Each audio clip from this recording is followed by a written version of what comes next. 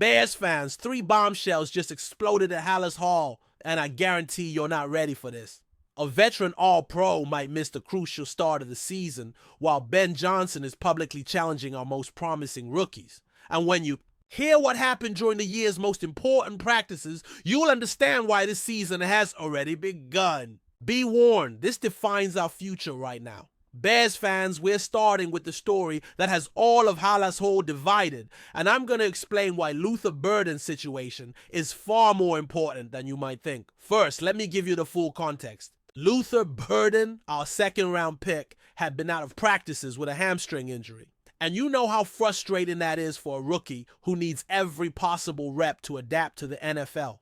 But when he finally came back, Ben Johnson didn't give him a minute of grace. The scene was spectacular. Johnson literally stopped the drill in front of the entire team because Burden's alignment was wrong. And can you imagine that? A second-round pick being corrected publicly like a free agent fighting for a spot. But here's what impresses me. Johnson didn't stay silent afterward. In Tuesday's press conference, he directly said Burden is a bit behind due to the time lost from the injury. And you know why this is crucial to understanding the new Bears culture? Because for years we've seen coaches protect young players, give them excuses, handle everything with kid gloves. Johnson is doing the exact opposite, establishing that it doesn't matter where you were drafted, it doesn't matter if you were injured, when you're on the field, perfection is expected. But here's the part that has me excited about the future of this team. How did Burden respond? Reporters who were at Wednesday and Thursday's practices said the rookie looked completely different. Not only was he executing correctly, but his speed and precision were on another level. And Johnson, who had been so publicly critical, admitted on Thursday that Burden's speed popped on tape when reviewing the session. Did you hear that? In less than 48 hours, this rookie went from public criticism to impressing the offensive coordinator. What really convinced me that Burden understands what it means to be a Bear is what he said in his own press conference. I feel like I have to know my stuff. He holds everyone to a high standard here. It's great for us, great for the team, and that's the standard here. And do you know why those words are so important? Because for the first time in years, we have a rookie who isn't looking for excuses, who isn't asking for patience, but who's thankful for being pushed to excellence. The reality is this. There's an open spot to be the third receiver in Chicago. And after years of having terrible depth at that position, Burden could be exactly what we need. But he has to earn it, and Johnson is making it clear nothing will be handed to him. I believe this dynamic between Johnson and Burden will define not only our rookie's future, but the culture of the entire offense. If Burden can maintain this level of response under pressure, they might have something special on their hands. Now, Bears fans, I have to talk about something that has me completely divided because I don't know if I should be excited or worried. It turns out that Wednesday's practice was the longest of the training camp so far, and our offense absolutely dominated the defense. Do you know how rare that is for us? We've spent years watching our offense struggle against mediocre defenses, so seeing them completely control our own defense, which we know has real talent, should be great news, right? But here's my concern. Does this mean our defense isn't where it should be, or that finally our offense is finding its identity? Lester Wiltfong Jr., who's covered the Bears for almost 2 decades, wrote that it was a day off for the defense. That makes me think, I'm telling you this, I think it's a combination of both, but one worries me more than the other. Well, what excites me is watching our offense execute confidently. After years of predictable and conservative attacks, having a practice where they dominate completely could mean Ben Johnson is implementing a system that truly works with the talent we have. But what worries me is that our defense can't afford to have off days, especially considering we're facing Kirk Cousins and that Minnesota offense in week 1. If our defense can't consistently compete against our own offense, what's going to happen when they face offensive coordinators who know their tendencies? And speaking of concerns, we need to discuss Braxton Jones' situation. The left tackle, who's literally fighting to keep his job after last season's ankle fracture, met with the media after practice and admitted something that has me thinking. Jones said he feels pretty good about his ankle, but also revealed he's at 300 pounds right now and wants to play between 305 and 310 pounds. Do you know what that means? That he's still in the process of fully recovering physically. He's not at his ideal weight, which means he's probably not at his ideal strength either. Protecting our quarterback is the most important thing for any offense's success. And if Jones can't be physically 100%, that puts immense pressure on the rest of the offensive line. And as if that weren't enough, injuries are starting to pile up at crucial moments. Ricky Stromberg, who gives us important depth on the offensive line, is in concussion protocol.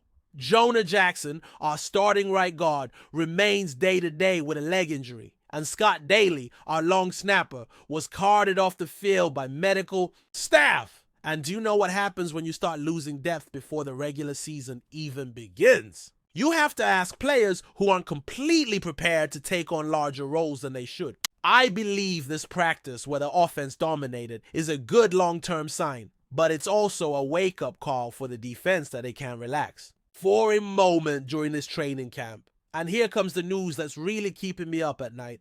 Bears fans, because it involves the player who literally makes our entire secondary function. Jaylon Johnson, our two-time All-Pro cornerback, has been dealing with a leg injury since off-season training, and the way Ben Johnson is talking about his situation has me very worried. First, let me explain why Johnson is so crucial for everything we do defensively. This guy has started every one of the 70 games he's played since arriving in Chicago as a second-round pick in 2020. Do you understand what that consistency means for a defense? It means he's the cornerstone upon which you build your entire game plan. Just last season, Johnson had 53 tackles and 2 interceptions, but those stats don't tell the full story. What Johnson brings is the ability to completely eliminate the opposing team's number one receiver, allowing the rest of our defense to focus on other threats.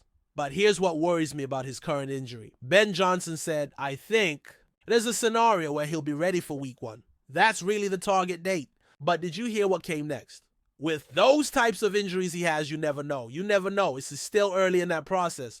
And you know what you never know means when it comes to a cornerback's leg injury? It means we're talking about something that directly affects his ability to change direction, accelerate, make those explosive moves that are absolutely critical to covering elite receivers. The situation gets even more complicated when you consider who we're opening the season against.